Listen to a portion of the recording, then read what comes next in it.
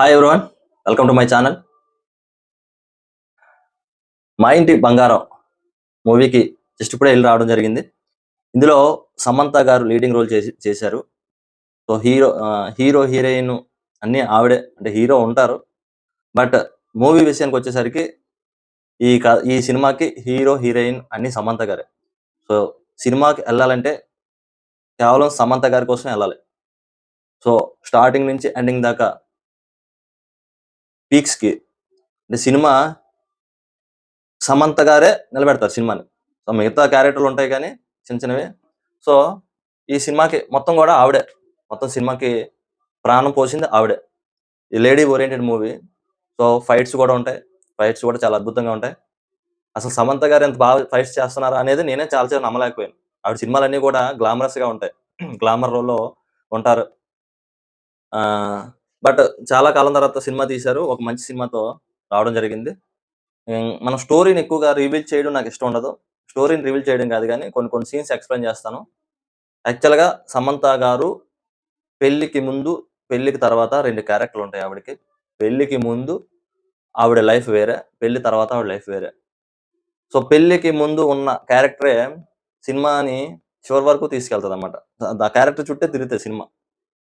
So, దానివల్ల కొన్ని problems కూడా ఫేస్ చేస్తారు. ఇక ఫస్ట్ హాఫ్ వచ్చేసరికి మూవీ స్టార్టింగ్ నుంచి ఇంటర్వెల్ దాకా చాలా బావుంటది. చాలా ఫన్‌ని క్రియేట్ చేస్తది. సమంత గారు చేసే పనులు గాని, ఆవిడ చేసిన కొన్ని ప్రయత్నాలు చాలా ఫన్ క్రియేట్ చేస్తాయి. ఇంటర్వెల్ వరకు మూవీ చాలా బావుంటది. చెప్పనవసరం అవసరం లేదు. ఫన్‌కి ఫన్ను ఉంటది. స్టోరీ కూడా చాలా బావుంటది. ఫ్యామిలీ ఇక్కడ ఇంకో విషయం ఏంటంటే, ఫ్యామిలీ డ్రామా చాలా బావుంటదిక్కడ. కొన్ని ఎమోషన్స్, కొన్ని వాల్యూస్ ఉంటాయి మూవీలో. ఆఫ్టర్ ఇంటర్వెల్ తర్వాత ఏంటంటే, మూవీ మొదటి నుంచి కూడా ఏదో ఒక ఫ్లాష్ బ్యాక్ ఉంటదనే హింట్స్ మనకొస్తాయి. సో, దానివల్ల ఏంటంటే ఖచ్చితంగా ఫ్లాష్ బ్యాకు ఇంటర్వెల్‌లో ఫ్లాష్ బ్యాక్ రివీల్ అయిపోద్దనమాట. సో, రివీల్ అయిపోయిన తర్వాత ఆఫ్టర్ ఇంటర్వెల్ తర్వాత మూవీలో ఆ సీన్స్ పెద్దగా పండవు. అంటే ఫ్లాష్ బ్యాక్ అనేది రివీల్ అయిపోద్ది.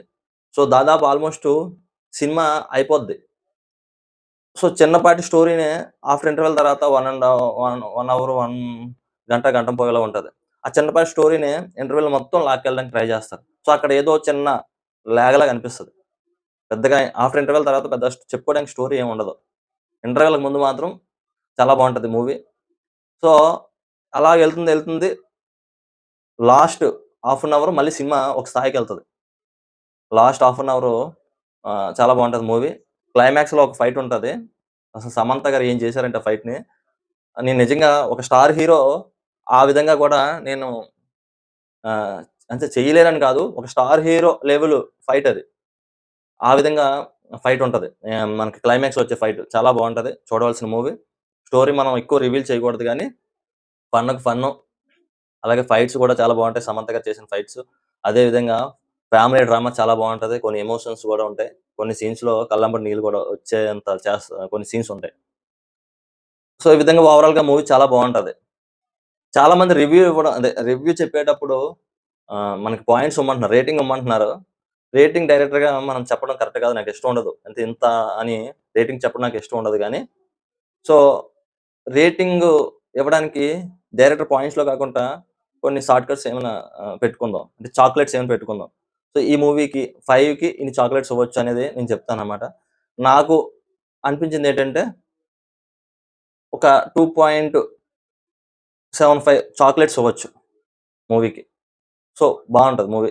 సో, ఇంకెవరైనా చూడకపోతే చూడండి.